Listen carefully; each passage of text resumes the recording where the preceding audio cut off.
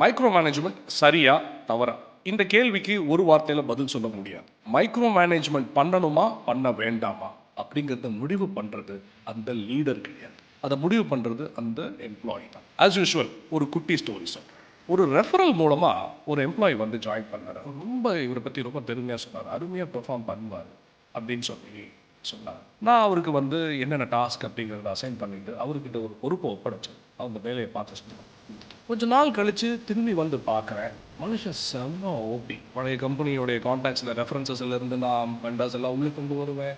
என்னமோ வாயிலே வடை சுட்டுட்டு இருந்தாரு. ஒரு பெர்ஃபார்மன்ஸும் இல்லை. ஒரு ஒரு குறிப்பிட்ட டைம் வரைக்கும் வெயிட் பண்ணி பார்த்துட்டு ஏன் அப்படி அப்படின்னு பார்த்தா மனுஷன் வர்றாரு, ஃபேஸ்புக் ஓப்பன் பண்ணி வச்சுக்கிறாரு. ஏன் ஓபி டைமுக்கு தான்னு கிளம்பிடுவாரு. ஆனால் உள்ளே வரும்போது லேட்டாக வர்றது. இப்போ இவளு என்ன புஷ் பண்ணிட்டேன். நீங்க இவங்க மைக்ரோ மேனேஜ் பண்ணுங்க அப்படின்னு புஷ் பண்ணிட்டேன். அப்ப நான் என்ன பண்ணிட்டேன்? எத்தனை மணிக்கு வர்றாரு? எத்தனை மணிக்கு வந்தாரு? இதுக்கு நடுவுல இருக்கிற இந்த ஹவர்ஸ்ல என்ன ப்ரொடக்டிவா இருந்திருக்காருன்னு சாயங்காலம் எனக்கு ஹவர் பை ஹவர் ரிப்போர்ட் அவருடைய ஆஃபீஸ்க்கு போய் என்ன பண்ணிட்டு இருக்காரு அப்படிங்கிறத செக் பண்ண ஆரம்பிச்சதுக்கு அப்புறம் அவருடைய ப்ரொடக்டிவிட்டி பெட்டராக ஆரம்பிச்சு. ஸோ இப்போ இவரை நான் வந்து மைக்ரோ மேனேஜ்மெண்ட் பண்ணக்கூடாது, இது ஒரு ராங் வேர்ட் அப்படின்னு சொல்லிட்டு நான் இவரை மைக்ரோ மேனேஜ் பண்ணாமல் இருந்திருந்தா நஷ்டம் எனக்கு மட்டும்தான். அவர் 1 சம்பளம் வாங்கிட்டு போயிருப்பார்.